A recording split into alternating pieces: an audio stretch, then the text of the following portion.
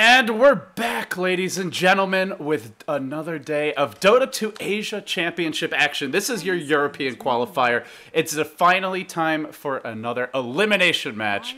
This one, Na'Vi versus Empire, best of 3. The team that loses goes home. They don't go to the mini international being held in China later this month and into February. They'll fall short of the big prize, over $1.5 million and rising rapidly. With that all said, I'm LDB on the summit, and I'm joined here today by KOTLguy. Dakota, are you hype? I'm hype. I'm ready. No way better to start your Dota day than a breakfast full of European BAC qualifier action here. And, well, Na'Vi versus Team Empire. What can you say? These two teams last met on Christmas Eve, December 24th, and Empire did win that exchange. It was in Star Ladder Season 11. But we were talking yesterday about teams who have like a long history of playing each other. Well, these two teams, man, 72 matches they've gone together in franchise history, and Na'Vi has bested Empire in the long run. 44 victories over Empire's 28.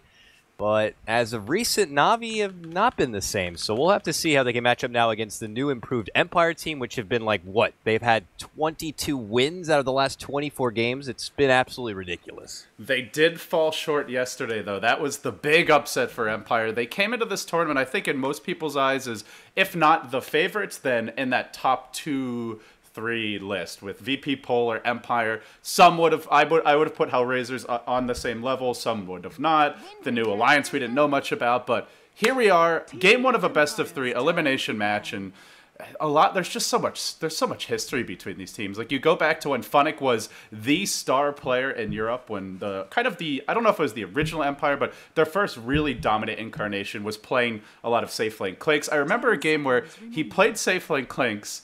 He won versus a Darkseer. Then he played offlane Darkseer, and he beat the Click. So he won the matchup on both sides. That's how good this guy was before Na'Vi brought him in. And, well, there's Na'Vi, historically, they have poached a few Empire players here and there. And, even if they don't actively poach them, you know they have their eyes on them. So, you know, someone like Resolution, Aloha Dance has looked sensational in support lately. Always Want to Fly, of course, with some really good movements of his own. So keep it in mind. If Na'Vi doesn't end up doing well, then they may just end up offering these Empire players a bunch of money, and this Empire team may not last much longer. Yeah, but we'll see how it rolls out here. Draft now. The early makings underway here. Na'Vi, of course, going to do their tried and true Wisp ban to lead things out, then Brew, and getting rid of the respected Drow.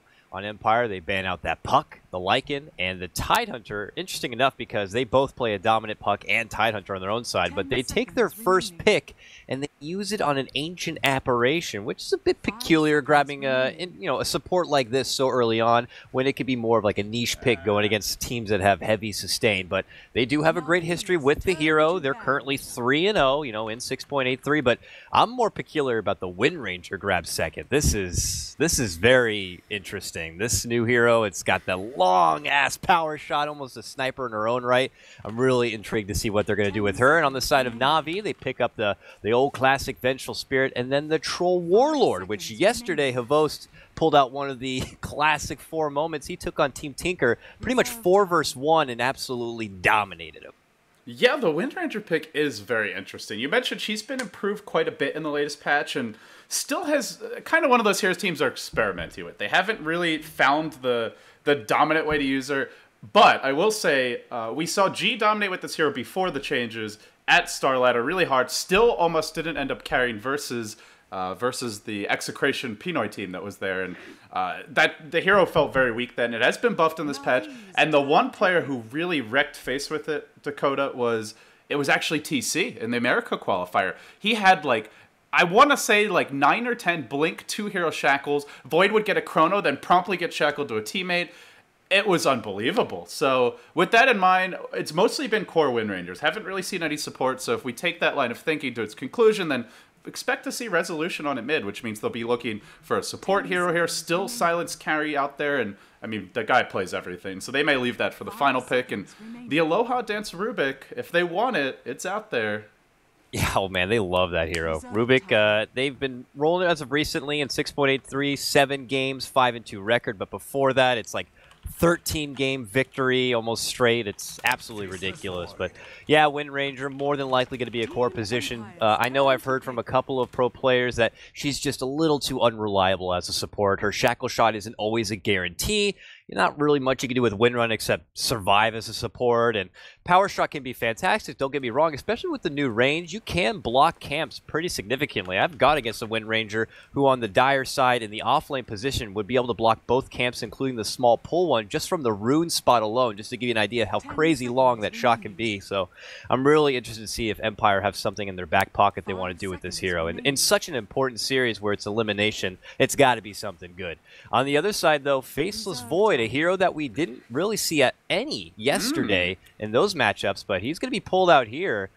Very nice. I'm assuming it's going to be the Funnet Classic. We have seen this before. I believe it was Hellraisers who ran something similar with the Troll. I forget if it was a Void or another hero who would bash. But basically, when teams pick Troll, and with the Venge especially, they tend to favor right-click, which is where you get someone who has an innate bash, or someone that just really benefits from attack speed. Ranged heroes can also work for that, just for sieging buildings. Wind Ranger's good against that. You have Windrun now. And the thing is, Chrono doesn't remove evasion anymore. So maybe that's the thought here from Empires. We get a Wind Ranger, and you're going to pick a bunch of right-click, and then she'll just pop Windrun, and you just can't kill her very quickly. So that might be the idea. We'll see if it pans out, though. The Undying now snapped up by Empire. Very aggressive. And the one thing is with Undying that if the Tombstone's killed off quickly, the hero doesn't feel that effective later on in the game. And I will say Na'Vi are very good at killing the Tombstone with the Troll ultimate, with the Venjara. Just heavy right-click in general. So you pick the Undying here in your Empire. You look to shut Na'Vi down early before they start getting the Troll ult and some attack speed items out. Yeah, my ridiculous pleb level of play when you have an Undying in the game, most people just kind of cast that Tombstone aside and don't even care about it. Next thing you know, you're just swarmed with the Walking Dead.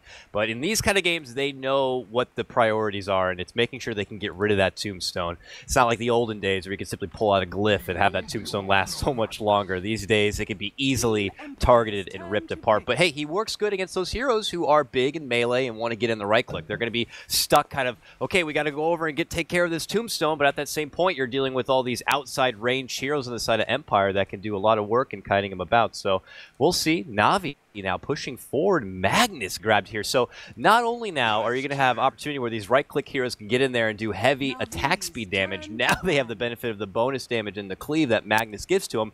Imagine now a Faceless Void going in, setting up a Chrono. He gets the benefit of Troll Warlord's attack speed ultimate on the outside, plus an Empower. Anyone inside that bubble is going to have, well, a pretty hard day. Yes, and you run this big Wombo combo lineup. One way to deal with it is just to get a second life. So Empire go for the Wraith King now. Also a very aggressive here in the laning stage. We were seeing a lot of the support Wraith King. You go back a few months, even around the TI4 era, Zai's Wraith King. I think he was 18-0 or something along those lines. I don't know if he's ever gone on to lose a game on the hero, but pretty much undefeated. We'll see if it works out, but the idea is clear. You want to pick all these big one-hit wonder ultimates. We're just going to have a second life to deal with it, and well, whether or not it works remains to be seen. Yeah, agree with that certainly. So now as we move into the final stretch of this draft, Na'Vi have banned out the Naga and the Razor. Empire, they got to get rid of the Storm Spirit, and now they know Na'Vi's going to be dipping into the support bank, so they get rid of Skywrath Mage, who they feel is a big support. It would work great against them, but of course with Faceless Void, it's just kind of inevitable. The old peanut butter and jelly classic. So someone else who's probably going to be able to contribute a lot from the outside. So looking at that, they have ran Jakiro a couple of times. Jakiro could be pretty versatile as far as being a core or a support, so he could add a lot from the outside. He's pretty beefy and tanky, and with Liquid Fire, you could kite about and make a lot of work there. So I wouldn't mind seeing something like a Jakiro, but the Lion is what is going to be grabbed. And to be honest, I probably should have expected that. They've been running a lot of Lion recently, even picking it up first in recent history. Lion feels a lot stronger in this patch. The two big things I would say is teams are getting a lot more boots first on their 4-position heroes and just kind of super sacking the 5. You know, you buy the wards, the smoke, the courier, and have like basically no regen, which allows the Lions to get boots. And then the other thing is the base damage change. So now he right-clicks quite a bit harder in the laning stage, better at zoning. It also gives you that Hex, which is a way to deal with the Wind Ranger evasion. So just kind of a well-rounded support pick here from Na'Vi. And the other thing I do like about this, they actually get some nuke damage. So they're not all in on right-clicking. And Empire going to respond to this with something we don't see very often. It's the Outworld Devourer. This guy used to be the original OG of Dota. You wouldn't go a game without seeing an Outworld Devourer, and then it was always like, okay, they got an Outworld, we're going to have to, you know, get a Razor or a Viper or something, and it was always just about that mid-lane matchup and how you're going to be able to deal with Outworld, or maybe just ban him outright, and then it'd be one of those big three. But we have not seen him at all in recent history. Unless he's like a niche counter pick to like a Medusa or something, and you want to get an Agnes and just eliminate her mana pool. But here we go. They feel like that maybe he's going to be the answer to what Na'Vi are bringing here. I'm always excited to hear back in action, and this is pretty much an Empire lineup of heroes that they have not ran as of recent, with the exception of AA. So I'm really intrigued by that. Na'Vi with those two supports, they have a wealth of stuns and lockdown. Expect them to move hard and early across the map, maybe looking to get some early gank action in there. I feel like this matchup is going to be pretty high octane. I'm excited for it. Yeah, this is going to be a hype one. This is an old school matchup, but with some new faces on both teams. And well, of course, you've got I mentioned Funnick being poached, but of course, who could forget about Vangscore as well? So you've got the Empire, the former Empire players. They moved on to what they thought were greener pastures, but now they have to prove it. And with that said, we get underway with game one of this best of three. It's an elimination showdown, and both teams are moving directly towards the enemy jungle. On the Na'Vi side, we've got Vangscore, the Vengeful Spirit, Funnick, the Faceless Void, that puts Dendi onto the Magnus. Often questioned as to whether or not it's his type of hero, but I have to say, I've seen some really sick Dendi mags, so the chat was flaming. I don't think you should be, guys. The Havos troll, he went full Superman yesterday. I don't know if you saw that 1v4, but it prompted a little all chat from Dendi, who's normally pretty reserved, and of course, we round things out here with Vangscore of the Vengeful Spirit. And not sure if I mentioned it, but Funnick on the Faceless Void. And Funnick could run into some trouble here, right into the Empire Squadron, all five, and what have I done? I have no face, I cannot see, and he goes down. First blood happens before I can even get the introductions off. Always Want to Fly picks that one up. And, well, Empire, how you doing this morning? It's going to be Resolution on your Outward Devourer. Nearby, we got Yoki going to be playing what looks like the off-lane Wind Ranger. We got Aloha Dance playing your Undying, up going towards the top end side. We got Silent, who's going to be what looks like a core Wraith King. And then finally, to round things out, Always Want to Fly is going to be playing that AA. Yeah, Chilling Touch just so good early on. And unfortunately, Funnick just not able to get off the Time Walk in time there. Just too much burst damage from Na'Vi and from Empire onto him. And with that said, it does allow Na'Vi to get into the enemy woods. They see that there's 5 heroes in their jungle. Empire make their beeline back to their woods. But they have managed to drop down a sentry ward here to block the pole camp, and as well as an observer ward to spot any potential rotations or just to control those runes. So Empire will end up with dual lanes. There'll be dual on try here in the bottom lane. Troll, Lion, Venge, pretty decent killing tri lane, but Undying, Wind Rage are both very strong defensive heroes, so this particular lane won't be the easiest to get those early kills. Now, how do you feel about this mid lane matchup? I don't know in recent times that we've had the opportunity to see the OD taking on the Magnus here. I feel like OD is going to have a hell of a time here. He'll be able to work with the range, the additional orb for the sustained right click, and then anytime he wants, he'll just be like, hey, Astral for you, sir. Now you're going to be that much dumber and you're going to have no mana to work with. I mean, how do you personally feel how it's going to go? Here comes the wraparound, though. Yoki, remember, he's skilled Shackle Shot at level 1 to get that first blood, so he doesn't have a wind run to get out of here. Can they keep him alive? No, they can't, but the 2-hero Shackle comes out. Unfortunately, not really that scary at level 1. Well played by Na'Vi. They know the Shackle was already skilled up. It was used in that kill in the Void, and as a result, they're able to go and get a quick kill before he hits 2. But yeah, to go back to your point, this is a very good lane for OD. Resolution should wreck Dendi in this lane. He'll get his levels, which is of course important for Magnus, but he is not going to have an easy time CSing. Yeah, you can already see it too. 7-5 CS to Dendi's 1-3. It's going to be a struggle, but as long as Dendi can kind of hang back here, I say that, and he's forced to hide behind his trees. Just getting the CS at least under the tower is something to start with there, so he'll make do with it. Bottom is probably we're going to see most of our action, that try-on-try, and you saw that second blood to go down. But top, dancing behind the tower already. Funnick here going toe-to-toe with Silent. He's not going to be too threatened here. Not until the rotations come in. He can always time walk out in case things get a bit too hairy, but they're going to have a relatively even exchange as far as CS goes. Funnick is 8-2, while Silent is 6-2. Yeah, of course, the main thing to keep in mind is that Empire should dominate the laning stage. You pick OD, obviously the hero goes late, but you pick that hero, among other things, to win your lane pretty hard. So he's expected to win this lane. Na'Vi realize that they're not going to shut him down early. They look to make up for it elsewhere, and that's where having the big team fight, tons of physical damage, a lot of Roche potential. They can definitely come back, even should they fall behind early here. And even if they fall behind quite a bit, I would not count them out. So our two newest Navi members, those two supports, look at them go. We were expecting them to be on the rotation early, and they already popped that smoke, and they are beelining it towards this top lane. They got to make sure they can get this Wraith King down at all possible, especially before he has his level 6, and he is pretty deep right here. And he's even getting caught up kind of dancing here with Funnick, and Funnick's like, haha, don't you worry, boy, I got help coming on the way, and here they are. 2 sets of stun silent. What are you going to do? There's one Impale catching him out with a time walk forward, the CC of the Hex coming right there, and it is just easy peasy right there. Fantastic rotation, and with all the time invested from that long walk across the map, I'm really surprised Silent didn't hang back sooner. He should have known that they've been missing from the bottom lane, or at least it should have been communicated. Yeah, even post up on the Void that much, if he gets lucky with a bash or two, he may have been able to solo kill the Wraith King there. So it was an aggressive move. The other thing I want to mention, Dakota, is yesterday when we saw Empire, they kept on running really good early roaming heroes for Aloha Dance, and the thing that's really unfortunate about Undying is he's a great laner, and he offers you a lot of team fights, but he's not the best roamer, unless you get like a super lucky haster in early and can just right-click down a Crystal Maiden or something like that. But barring that type of rune, that hero just kind of sits in lane, gets levels, and looks to take fights later on, maybe keep a teammate alive. So because of that, Empire can't really put the pressure out that they're accustomed to laying out in front of their opponents, and I think it hurts them a bit here.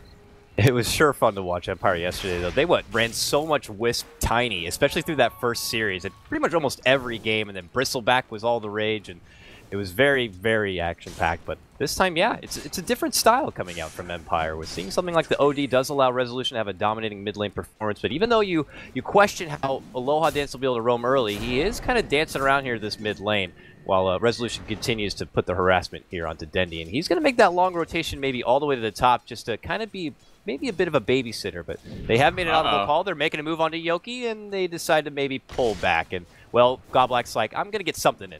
And he puts out the stun. Yeah, throws out the stun, but with Funnick having already time walked, that's not a kill opportunity. So the Undying kind of playing like a Ghetto Abaddon role almost, or Dazzle even, just roaming around to try and keep his dual lanes alive. But yeah, it's still a big departure from the pressure and offense we saw as of yesterday. They are farming well in the Wraith King, the OD early. The Wind Ranger, overall... Bottom lane, LD, they're making it go into Havos, leading off with that Wraithfire Blast, and always want to fly, of course, with that Chilling Touch is a lot of right-click. He's got the stick here. They're going deep. He pops that stick. He'll have about half life, and by that point, they've just gone a little too far. So meanwhile, in the mid, onto Resolution, Impale's going to come out. They have a Hex follow-up here. Dendi with the Skewer as well, and he will use it. Just a quick little pile drive ends the Outworld Devour, and with that, so much for your OD dominating mid. You give the Magnus a kill like that, and he's only 6 CS and 1 deny down. Dendi showing why many pros will say that they think he's one of the... Whatever his mid-game execution is, his laning is second to none, and 12 denies against an OD. That is incredible from him. They did have the supports missing earlier, which forces Resolution to play a bit more defensively when they made that move towards the top lane, but even so, that's still very impressive. You can feel like Empire really want to get something done in this mid lane, but with the runes coming up now, you're going to see Aloha Dance scout out the top. It's a bounty rune that's going to be snagged up right there from Denny. That leaves the Invis rune there at the bottom, while Always Want to Fly will scout it. So, yeah, Empire not going to be able to get nearly as much done in the early game, not quite like Na'Vi with this line of Vengeful Spirit. They can be anywhere at any time, so you always have that mind factor on the side of Empire. You got to make sure you keep watch out. As long as those 2 supports are missing, you're going to play just a little bit more cautious, and that even makes them a little timid as far as making jump-in plays here. Like now, bottom lane, they're thinking about making go on Havost. Will second time be the charm? No, he's playing extra safe and staying back about mid lane. Skewer all the way back onto Resolution. He does the self-astral, but can he make it away from this one? Vanscore is going to pop out the stun, I imagine. No, it's already been popped. Shockwave, he is so low. Oh, man, down to 100 life. He will bottle up. Meanwhile, top lane onto Yoki. Gets up the wind run, though. Funnick already having picked up his Mascomatus just says, screw it, man, I'm going in. The zombies, not enough to bring him down. He actually wants to take the Tombstone, and it's only level 2. Quickly dealt with. The Mascomatus out so fast for him. That's trouble. Now you can look towards Roshan pretty early if you're Na'Vi. They're going to get the level 6 soon on Havos. They'll need better map control before they go for that, but that said, the threat will be there over the next 5-6 minutes, and the kill potential will come out. Funnick jet shackle to a tree. Not Impale, Power Shot to follow it up. Can they get this last auto tech? They will. Now looking for more. Yoki's going to run towards Godblack. He's already used his full combination, has stick charges, and the TP of Vang score is what will ultimately take them back. This is feeling like one of those games again, LD, where I'm going to have to make sure I keep eyes on the other side of the world. Like this bottom lane, they make a jump onto Havos once more. Will they have enough this time? It does not look like it. Again, Havos is going to have just enough to be able to walk away, and they cannot make the dive commitment. But this is going to be action from top to bottom, so I'm going to help you out in making sure we have our eyes peeled. Yeah, we might need a couple extra sets of eyes. Fortunately, we've got chat for that if we miss anything. The Illusion Room comes up. Caster. Stupid caster. Yeah.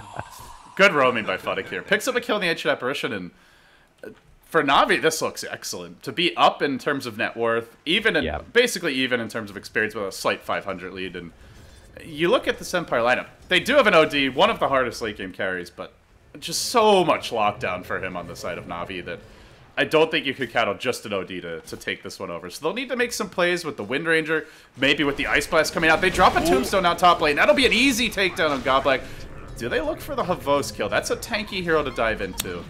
They will. Yeah, and they also were going to TP in, but Na'Vi do cancel that one in case they did want to commit on the side of Empire. So they do pick up that kill. Now 3-5. Na'Vi's still ahead, and well, we were expecting Empire to have more of a dominant early laning phase, but because of those early rotations already starting from Na'Vi, they feel like they're just going to be etching this one out. But hey, if they start out with a good lead, it's only going to continue to get better and better for them. So pressure will continue to mount up here for Empire, and for a lineup that already feels just a little different than their usual play style.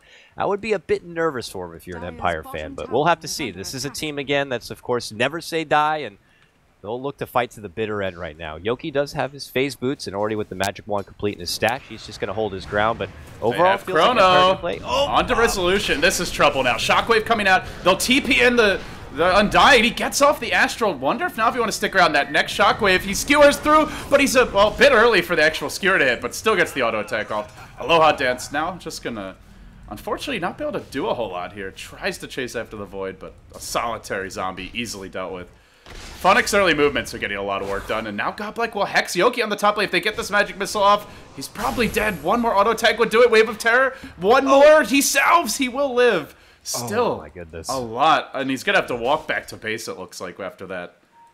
That's almost not quite as good as a kill, but still pretty damn good again for. Oh yeah, that's a lot of time he has to spend walking all the way back. He does fortunately have a TP on hand, so he doesn't have to spend the extra bit of 100 gold. But yeah, regardless, he's going to be missing out on some extra CS and XP, which they desperately need to already try and catch up. It's looking good for Na'Vi here at all fronts. The bottom lane, maybe they're not doing as good on the CS front, but Havost has not been caught out. He's been playing very reserved, very unlike the traditional Havost 4. He's been just kind of weighing it about till that mid-game period where he'll be able to contribute so much both globally and well, just looking to get in there and just go toe-to-toe. Like, Troll's probably one of the best on just berserking out and just going with the all-out right click.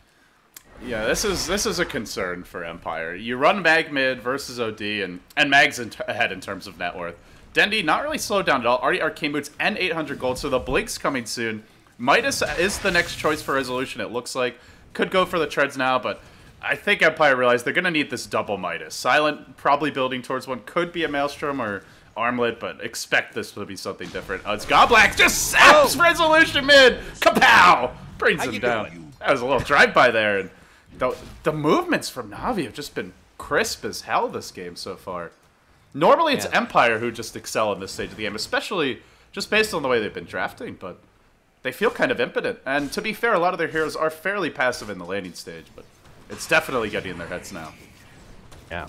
I'll be looking really sharp in this one, at least at the start. So 7-3, a dominant lead. Resolution brought down again. He's 0-3 on this OD. Maybe a bit rusty as far as being able to play it, but overall it feels like his support, his backstaff, it's just not working out well for this OD. They're moving around a lot, but not really getting a whole lot done, it feels. So Aloha Dance does come back to this mid lane. It'll kind of keep an eye, watch out between him and being able to scout out the bottom rune, which is about to pop up here in about the next 5 seconds. And look who's across the river. Godblack is at the ready. He's level 7 on this line. So he sees him, pops out the Impale. That's my rune now. Takes it, and now Silent steps in. Right fire glance. Has Godblack gone too far, though? Does pop the wand, turn back. You're a frog now, and here comes the Walking Dead. Meanwhile, Funnick gets a kill, and Godblack does end up going down.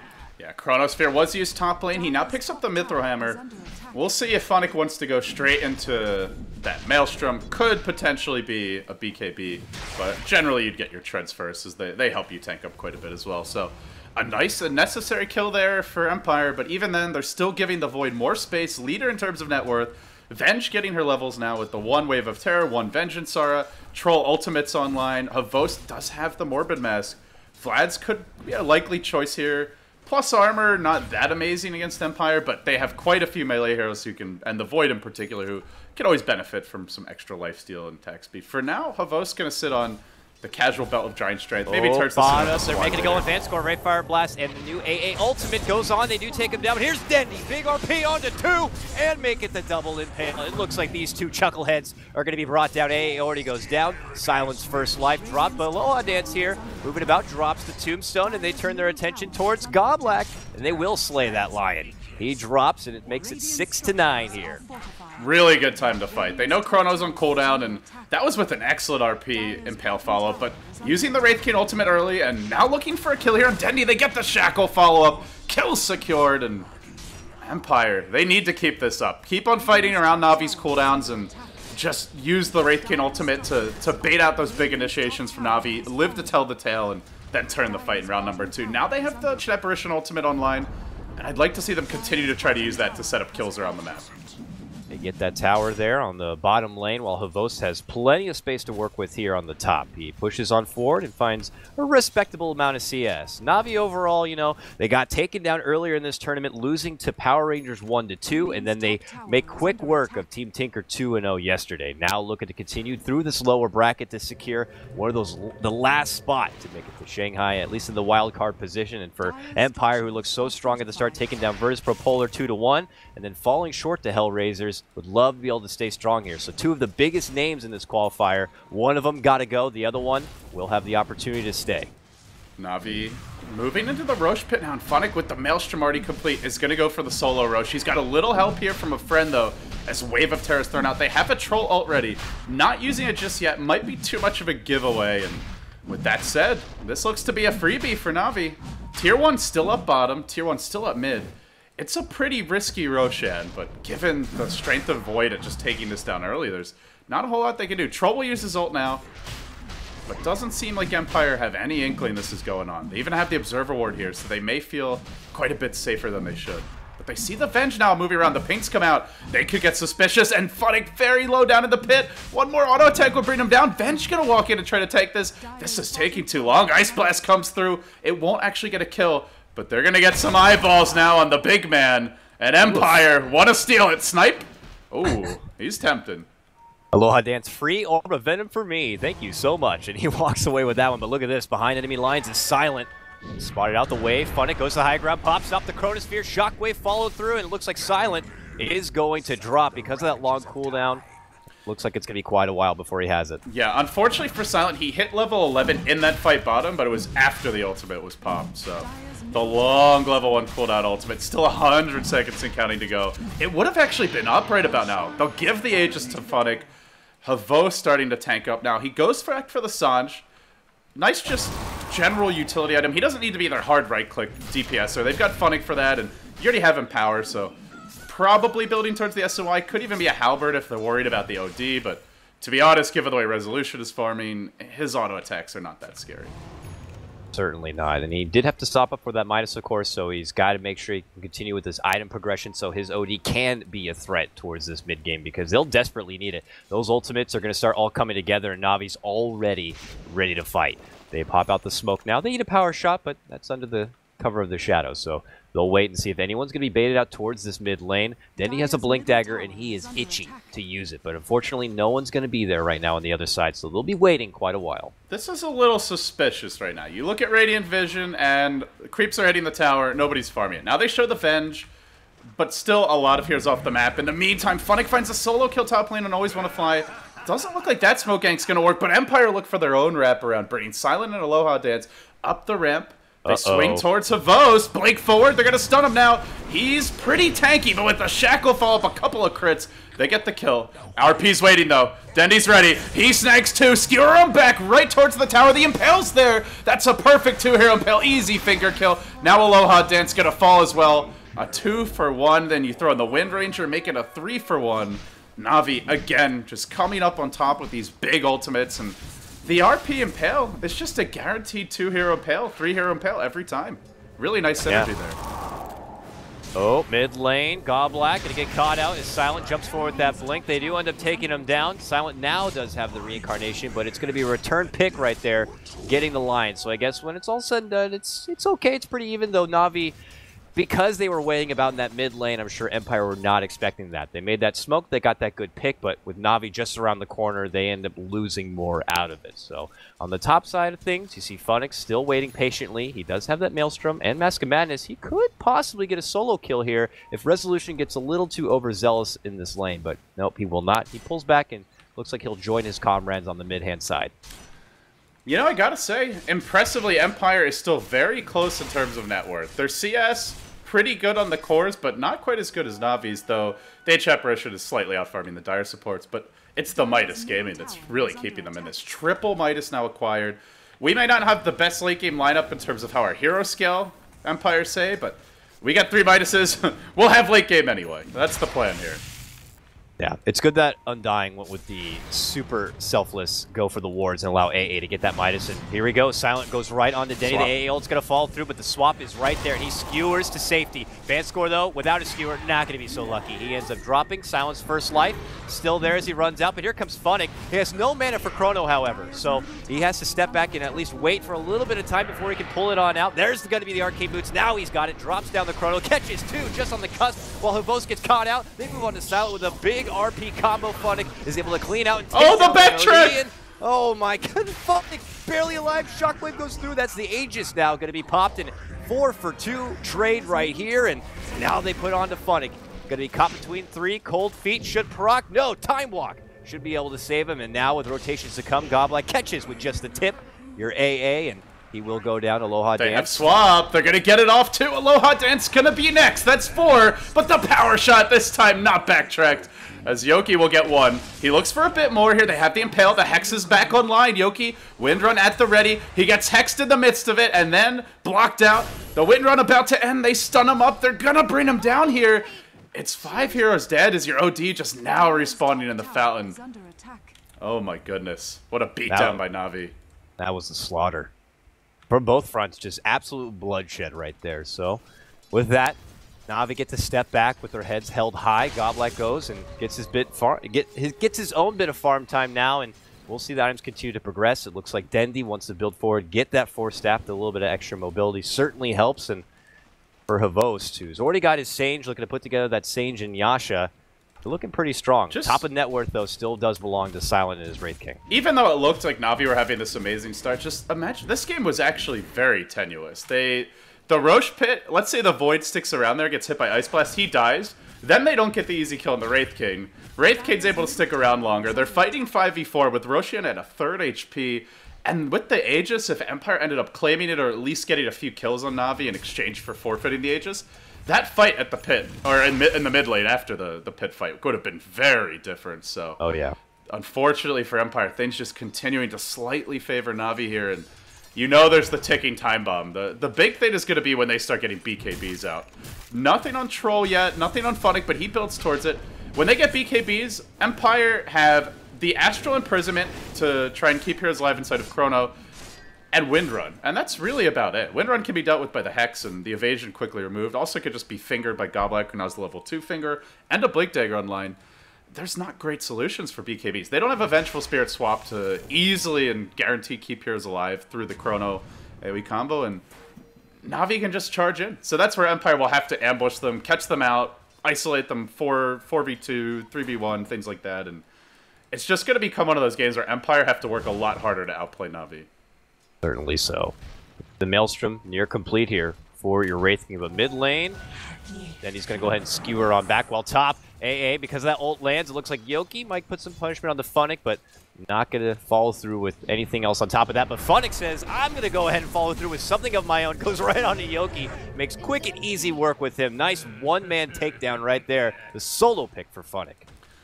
Empire just not that, it's not that easy for them to punish the ult cooldowns. Like, they don't push particularly hard, right? OD's terrible at pushing. Undying is an okay hero to supplement the push, but doesn't kill buildings quickly. The one hero who can is Windranger. And so when the ults are down, you'd like to either go for a big fight or go for a tower. Do something, because obviously it's a lot easier to win fights without Chrono to worry about. But they just don't have the best lineup for it. They might get this kill on Funnick top lane, though. Ice Blast coming in. OD ult deployed. Unfortunately, didn't actually take the ult damage there, it looked like. And, well, if he did, it wasn't enough to bring him down. Yeah, the AA ult, though it is level 2, not going to be enough to shatter the Faceless one. Funnick simply walks away, and we'll be fine. So Empire do come up short on any sort of attempt on taking down the pesky offlaner. And Funnick is just grossly farmed on this Faceless Void, where being in the offlane position, he's found fantastic grabs. And hold that thought here. It looks like Silent here. Covert ops as he's hiding under this living up to his name right now. Yeah, trying to stay under the shadow to see if he can get anyone out there, tiptoeing about. Maybe thinking about making it go mid lane onto Havost here, but Vanscore's right behind if needed. He could swap him out if he wants to, and whoop, there it is. Havost now also forced out to safety. Vanscore's like, I will gladly hand over my life for you, Havost. Saves him. Nice pick up there. They get the Venge. It's a support, so they'd like to find more than just that kill. Good defensive swaps. That's been a big story this game, is just the selfless play of Vanscore. He swapped out Dendi earlier mid, now he swapped out Havost to safety. Keeping his cores alive, the prime juicy kills that Empire would like to get quite a few times is Silent will TP bottom by accident. Immediately cancel that one. Just go back to farming now. So I guess at this point, Empire, they have the blink on Windranger. They have the Wraith King blink. They're going to go for the Ags on the Ancient Apparition. And should they manage to claim that, then they can start picking off some of these Na'Vi heroes. At least the supports or the heroes that haven't completed BKBs. You go in with the Blink Shackle, followed up with a Power Shot, or a Blink Stun and a couple right clicks from the Wraith King. That's a good killing combo around the map. Yeah, that is the nice thing when you have an AA and they happen to pick up a Faceless Void, is it's not going to be too hard to find your target or where they're going to be if you want to throw out the Ice Blast. So that's going to be something easy to set up, especially if we got an Ags on top of it. Any sort of heal, any sort of life leech is just going to be null and void at that point. So they do have that for him, but is it going to be enough? That's the lingering question. We'll find out. And well, a lot of people out there who have hats on the line, they want to know as well. And we didn't get to mention it, but coming into this one, Empire were a 70% favorite over Na'Vi, who was only 30. Unexpected. If that was about, a couple of months ago time, I think it would have been dramatically the other way. Yeah, and I think very rightfully so, as Empire have just looked far stronger than Na'Vi for a while now. But with that said, this is a good time to get hot, Dakota. You're coming down the stretch. So one other thing I do want to mention, double Blink Daggers out for Empire. They're good offensively, but they're also nice against Void and to some extent against Magnus. Oh, Shackle Shot coming in mid lane onto Havost. He's in a bit of trouble here. Swapped out again, Vangscore in position, and he gets the tower less. Actually, the catapult getting it, but tries to go for it. Vangscore, the big plays to keep them safe. In the meantime, Godblack goes in with the finger, kills off your Ancient Apparition, who's trying to be cheeky, and now Funnick time walking into the Ancients. Roshan actually online now, and I think Empire know it. This is towards the max Rosh respawn. I think I was 1 or 2 minutes short. Now BKB's out for Funnick. Silent, gonna try to fight through this. He does have his ult. It's a level 3 ult, so it's not even really a big deal if he kills him. He's not getting the 2 kills here, and well, with the Void BKB revealed and now down, that's a win for Empire. It is. Na'Vi did get a lot in that mid lane, though, as Havost continued to push forward. Another great save from Vanscore, and I know Empire probably were all busy trying to look for the engagement mid. They didn't have an opportunity to pop the glyph and try to save the tower, or at least go for a snag deny and take that away from Na'Vi, so they do pick that one up. They end up trading a support for a support, but because right there you see Silent blinking forward onto Funnick, he's happy to kind of lightly tussle, and if it forces out a BKB from Funnick, then you know what? It's only at the expense of one simple Blink Dagger. So Empire got to be happy with that one. They step back, and it looks like it's going to be a separation of farm from both sides for now. Empire backing off a bit. They lob out an Ice Blast past the Roche pit, and Na'Vi not wanting to go for this one yet. They want to take the Roche when it's more of a safe opportunity. Funnick thinking about the time walk in. Top lane. He could go for a play here on Yoki. He does. Chrono's there. No wind run popped in time. That's an easy kill. Yeah. Yoki will fall. Fortunately, just easy setup right there. Not much you could do. It's just kind of, you know, when you're served in the restaurant in the classic cartoon style and you got that delicious meal under the big steel dish, you just reveal it and it's like a sweet rotisserie chicken. That's just what Funnick does with that big old bubble and serves himself. Now has to step back here as Empire do rotate through. He does not have too much mana to work with on getting away, so he plays it a bit safe. Silent is nearby in the neighborhood, continuing to farm it up on his Wraith King. He has the Mjolnir, and probably wanted to look to pick up a bit more after that. Where do you go from here, though? You're going to be the core Wraith King for your team on Empire to try to bring this one back. You got to be able to withstand the huge team fight. I mean, you should be able to with that second life, but you have to make sure that when you come back with that second life, you're going to be able to get as much done as possible, with the fact that you might be losing a couple of teammates during the big, hectic moments. It's not... Oh, Ice Blast coming into the Roche pit. Let's see if they try to follow this up. It clips through 3, but too late. Roche going the way of Na'Vi. It's not the best BKB game. You're up against instant Hex, as well as a lot of right-click, and on top of that, Chronosphere and RP. So I don't think it's a BKB game for the Wraith King. Armlet's a pretty cost-effective damage item, but it's a bit late for that as well. I think Assault Caress is on your list right now. Heart's a possibility. You could go for Evasion. Void will most likely get an MKB as his 5th or 6th item anyway, so I don't know if that's the choice. Halberd is a possibility. But yeah, I think one of those items, something that is not reliant on magic immunity. Havos catches out Aloha Dance, slows him down, and here comes Funnick. Pops the BKB for safety measures and is able to snag that kill. Now Funnick on a killing spree. A quick work of the Undying, who just has nothing to be able to get away. So unfortunately, it's been a bit of a rough game right now for Aloha Dance. He is 3-3, but sometimes he just doesn't have a whole lot to offer. Now they're making it go on to Silent here. A nice force forward allows them to get the quick sheep. Now coming the AA ultimate. Funnick drops the ultimate. They do catch a nice ice. He's got no mana! Silent has no mana, and he is done for. Even what a play by KOTLguy. Oh my goodness, that was so nice. Going straight for the mana drain. Doesn't bother with the finger until the very end. Super heads-up play, and that's going to be an issue for the Wraith King. You know what? Maybe he does need magic immunity just to deal with that mana drain. That was big. That's super obnoxious. It's just absolutely out of control. So with that, it can make for always... That's something we're probably going to see more of this game. Just get the simple Chrono setup right there. KOTLguy's in a good position. Takes away all that mana. Wraith King, his big potential that we thought was going to be the big counter to Na'Vi and having that second life is not there anymore. So... loving that kind of grab. Yeah, Funnick now gonna start farming the enemy Ancients up. Chronosphere cooling down for 50 seconds. Can't really do too much during this time, but yeah, that's a concern. Funnick. He's gonna see Yoki right here. Does not have Chrono, but said Yoki will just briefly blink away. He knows Aloha dances in the neighborhood. Oh god, I can't get away. He is the Walking Dead. He is just trying to slowly walk away from this one, even getting help with the Ice Vortex, and that will be enough. Funnick can't quite follow through. Very low on mana, but hey, it's enough space for Na'Vi to kind of get their own thing done elsewhere. It's Empire once again constantly just trying to run away from Na'Vi. It's very apparent that they're the bullies this game, and Empire are just kind of hoping that they can wait this one out so they can itemize a bit better and be ready to go into a big skirmish.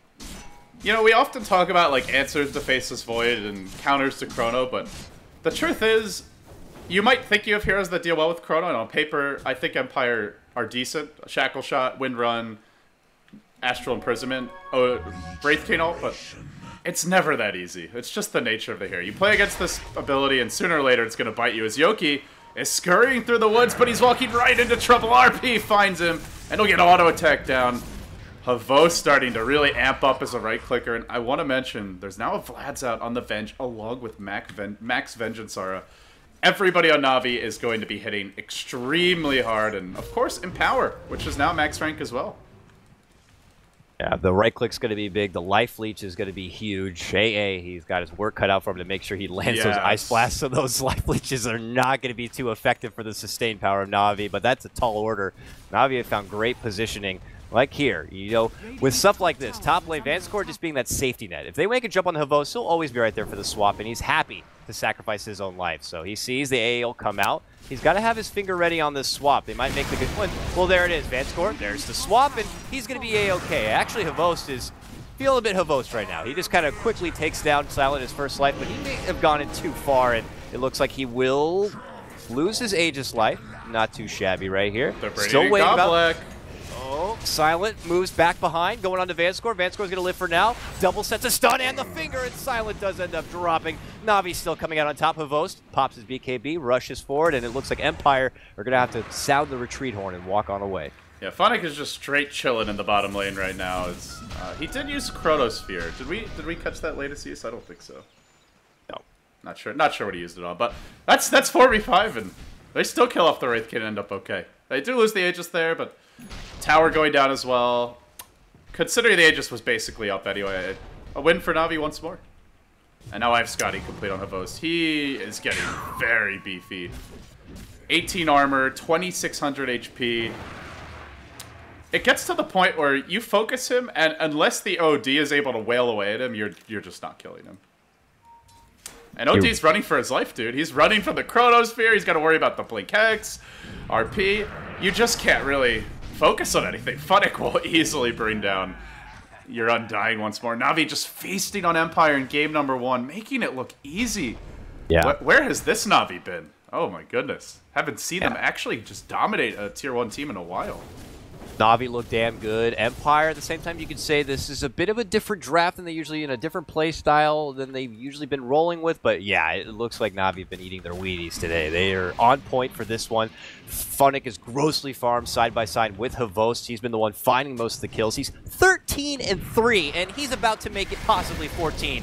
He will. He jumps in, makes easy work. Ice cubes for my whiskey, he says. Now he goes right into enemy territory, pops his BKB, and the Chrono and Resolution should also drop. It is just easy work for Navi. Absolutely no mercy whatsoever for Empire.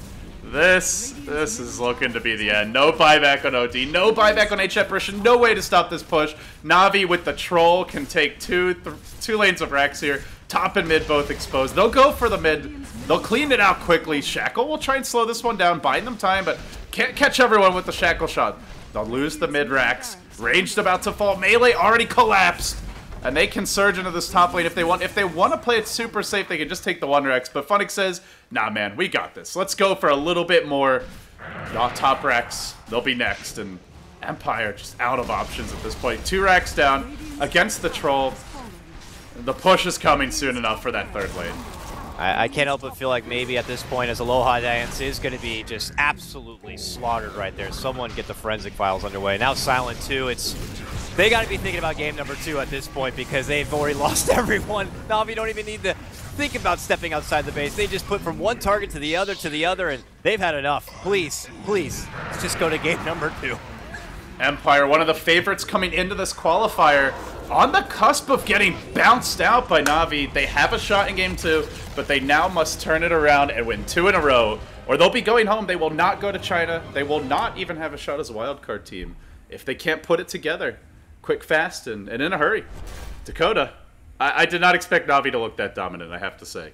They looked very dominant, but at the same time, yeah, Empire, I don't know, like the Wind Ranger didn't really amount to a whole lot. OD didn't really amount to a whole lot. These heroes that they thought, they're like, we have the answer. We are going to pull out the late trump card of getting like an OD. We know how to take care of your fancy Chrono. No, that was not the case. Navi absolutely got everything they wanted, and it just kind of worked right from the start. Godblack and Vanscore did some great early rotation. They caught out Silent at the top, then they went right through the mid lane. They dropped the OD a couple of times, and at that point, without them being able to take down Havost on the bottom, it was just easy breezy right there for Navi, and very, very well played. I think if you're Empire, you maybe look at this game and say, the draft could have worked, but it's not really their strength. They just feel stronger when they can get more done in the laning stage, especially Aloha Dance. We saw his boots first Rubik several times yesterday in 2 best-of-3s, and it makes a big difference for them. So maybe H Apparition, I think, still a solid choice, but the Undying as well, just it could suit the draft, but it did not suit their playstyle. So Empire, they'll go back to the drawing board. With that said, guys, this wraps up game number 1. Game 2 coming soon. You're watching the Dota 2 Asia Championships European Qualifier action brought to you by Beyond the Summit. I'm LD. He's KOTLguy. We'll be right back.